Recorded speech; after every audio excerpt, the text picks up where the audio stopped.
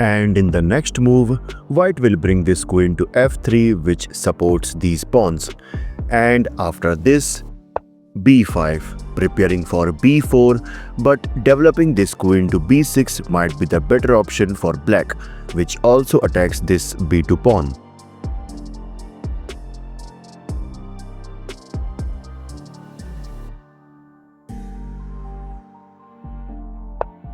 And after this, here black counterattacks with h6, attacking this bishop. But instead, here black must consider capturing this pawn on e5. And you can see after takes, now black has to lose his knight. So that's why I think due to this threat, black decides to play this move h6. But guys, there is a move. Here the best move for black is queen to c7. This is because after takes, simply queen to e5 check, and after bishop to e2, simply queen takes g5. Although white is still better, but due to these developed pieces, but black has also this active queen, and by this, this game can be holdable for black. Okay, so in the actual game, after h6,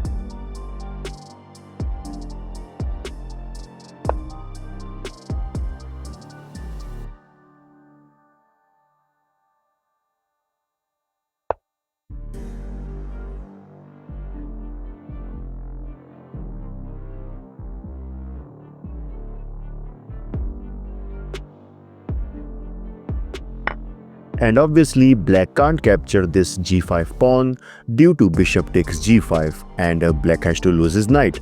So that's why here capturing this e5 pawn might be the better option. This is because suppose if knight goes back to f3, now in this position black can exchange the queens, and after rook takes d1, and after this he can simply take on g5, and after bishop takes g5, which attacks this knight, but simply bishop to e7, and clearly you can see that by this white loses all of his advantage. So that's why after this move, here the best move for white is to sacrifice his knight by knight takes b5. And some of you will be like, might be like, bro, what's the point? I mean, black can also exchange the queen at this point also. But after rook takes d1, now comes a takes b5, and after this g takes f6. And now after this all, you can see that white have these connected pawns on the queen side, whereas black has only this single isolated pawn which can be easily captured. So that's why here white is better. Okay, so in the actual game, after this move,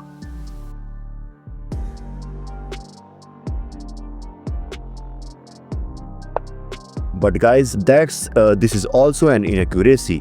This is because this invite whites to play queen to h5.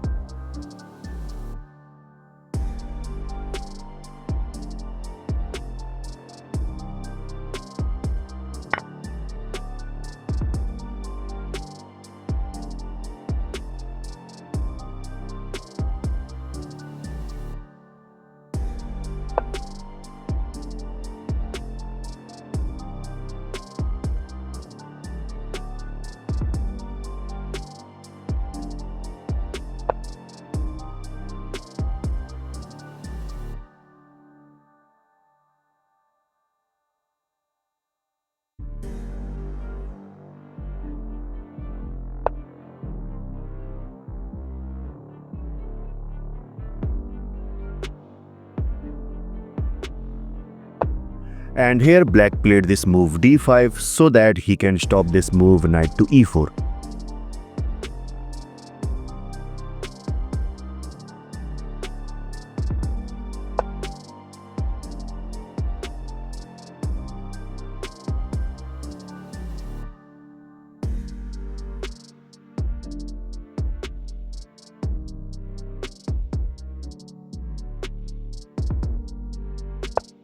And this is a mistake because now in the next move, white is going to bring this rook to f1, which targets this f7 pawn. So that's why instead of this move, he must bring this his knight back to f8 so that he can attack this queen.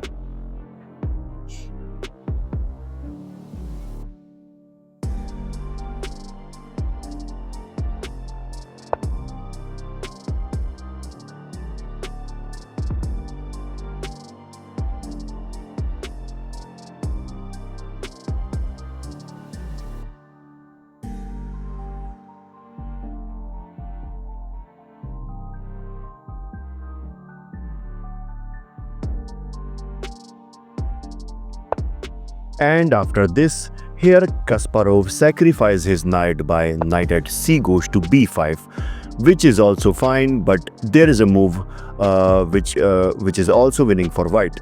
And let me know in the comments about that move. But for now, here black decides to take on b5 because this knight is attacking this rook.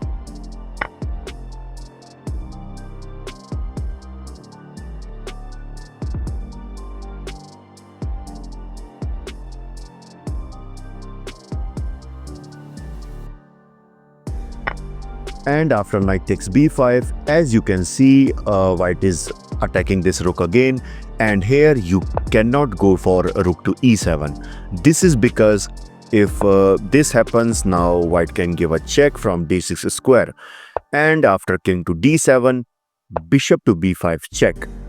And if he defends this by his knight, queen to g4, and in the next move, white is going to capture this d5 pawn by this rook due to this pinned pawn. And if he decides to slide his king, getting out from this pin, bishop takes c6, and after king takes c6, simply queen takes b4, and in the next move, white will play queen to b5 check. And to stop this, if black brings his queen to b6, simply queen to a4 check, king to c7, and after this rook to d3, and you can see this is all over for black. So that's why after knight takes b5, here black finds the best move, which is knight to f8, creating an attack towards this knight, towards this queen, so that he can brings back this queen to the back foot.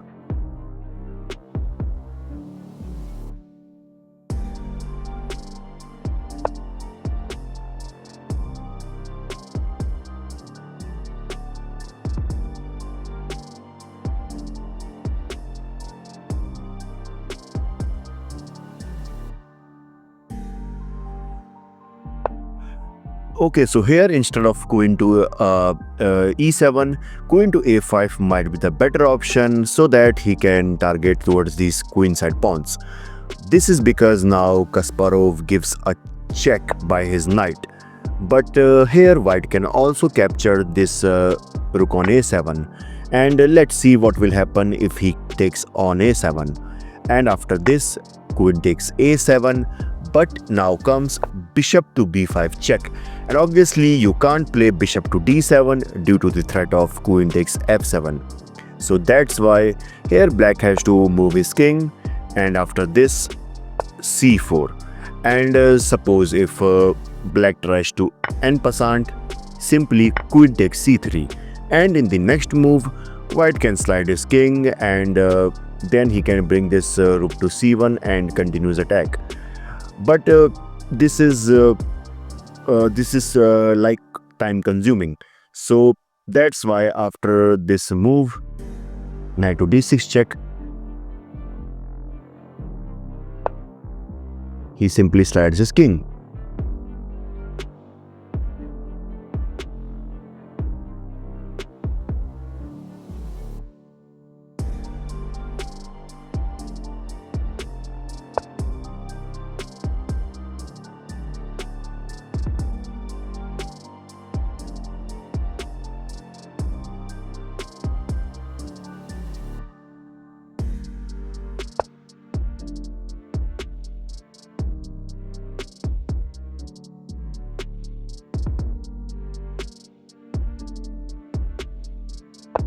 Here, instead of giving a check, here bishop to b5 might be the better option for white, which attacks this knight.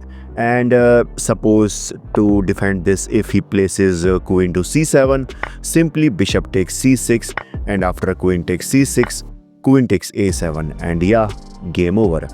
Okay, so in the actual game, after queen to b6 check,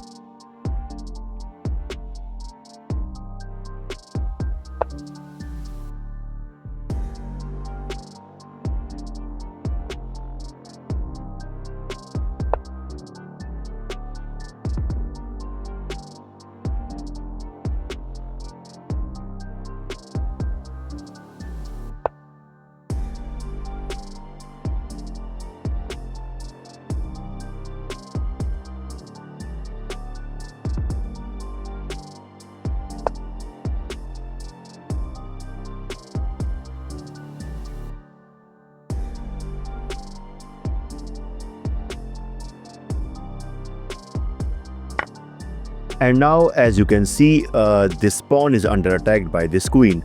And yeah, so suppose if black tries to save this pawn, so he can do this by either with the rook or with the bishop.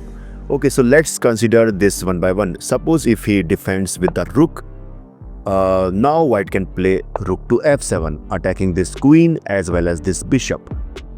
And suppose after queen to b8, and yeah, obviously he can't go there due to the threat of b4, and which attacks this queen. So that's why suppose if queen to b8, queen to c5, attacking this knight, and after rook takes f7, knight takes f7 check, king to d7, bishop to b5. And in the next few moves, you can see that black will get checkmated. Okay, so suppose after this move, if he decides to defend this with the bishop, now comes rook to f6. But what's the point of that move? Here basically white wants to capture this bishop, but so that so he wants to capture this bishop so that he can capture this pawn with a check, and you can see that black has to lose his rook. So suppose if so let me show you. Suppose if he decides to develop his bishop to a6, simply rook takes h6, with the idea which I told you earlier that if takes, then queen takes g5 check, and black has to lose his rook.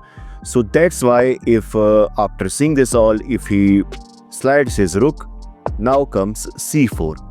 Okay, and so basically we are trying to open up the center. And if takes, simply bishop takes c4, bishop takes c4, knight to b5 check, a discover check by the rook, and by this black has to lose his queen. So that's why after this move, one thing is clear, that this pawn can't be defended. So that's why after seeing this,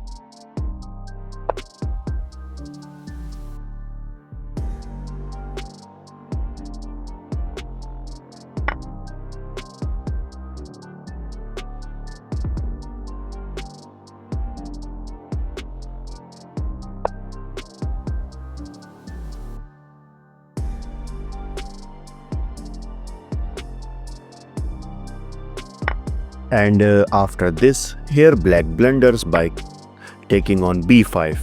And this is a blunder because now Kasparov simply takes on e7 with a check.